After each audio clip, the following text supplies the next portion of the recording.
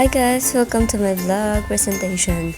So for today's video guys, samahan niyo po ako at sabaybayan po ang mga gagawin ko guys sa little part po ng daily life of being a border student po dito sa Concepcion, Nagutaya, Palawan. So guys, let's start. So guys, magluluto na po ako. Dahil part po yan ang ating gawain bilang isang borders. So, kailangan ikaw mismo yung luluto. Parang nakaraan lang is pagising mo, kakain ka na lang. Ayun, ikaw mismo yung magtatrabaho para makakain ka. So, ayun guys, naglagay na po uling at nagpapaapoy na po. So guys, yan is hinuhugasan na po yung bigas. Madumi pa po yung kaldero. So yan guys, kahit napaghugas lang ng bigas, pagsasain natatagalan pa. So yan, dinalawang ulit ko pa yan para hindi madumi tingnan. So yan na at nilagay ko na nga. So yan guys, at magkakape na tayo. Bagong gising lang yan. Takay kakape natin is Energen Champion para laging malakas at may energy. Yan na nga guys, tayo magkakape na. Guys, tulala pa yan habang nag-inom ng kape. Stop ko muna at ako na yung maliligo. So guys, papasok na CR. Nagigib pa ako niyan guys, hindi ko lang sinama. So yan guys, tapos natin maligo is kumain na ako, hindi ko na sinaba sa video. At yan na nga guys, at papasok na kami ng mga kasama ko. So yung kasama ko dyan isa guys, grade 11 yan. So yan na nga, nirampa na ang daan at papasok na tayo sa gate. Ganyan automatic.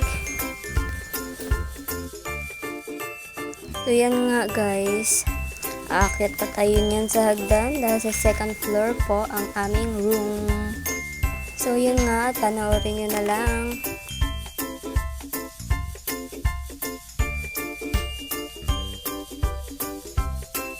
So yan nga guys, pagpasok ko sa aming room, ako pa lang po mag-isa at nauna. So pagpasok ko dyan guys, nilagay ko na po agad akin yung aking bag. Fast forward tayo guys, at nagkaklase na kami ng mga panahon yan. At yan, at inaantok pa. Ako kunwari, nakikinig sa teacher na nag-discuss sa harap. Maya-maya konting maritisan. Yan nga, akala mo nakikinig, mamaya tatanong saan na bandang dinidiscuss ni ma'am. So yan nga guys, mamaya tatawa pa yan dahil nagpapatawa sa amin yung teacher namin. So yan. At yan nga, panoorin nyo muna dahil mahaba-haba pa yung discussion na iyan.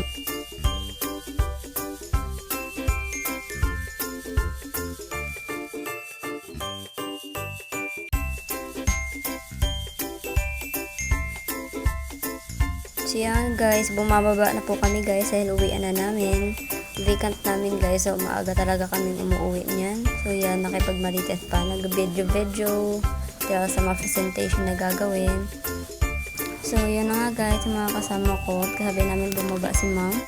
So yan nga guys, habang naglalakad, nagmamarites yan pa, hindi yan mawawala. Guys, pag labas namin po ng gate, nagpaalam na po kami sa EPSA namin kasama dahil sa Dubali po siya and kami po sa Barrio, malayo-layo pa po yung lakarin namin na yan. Yan, nilampa pa ngayon daan.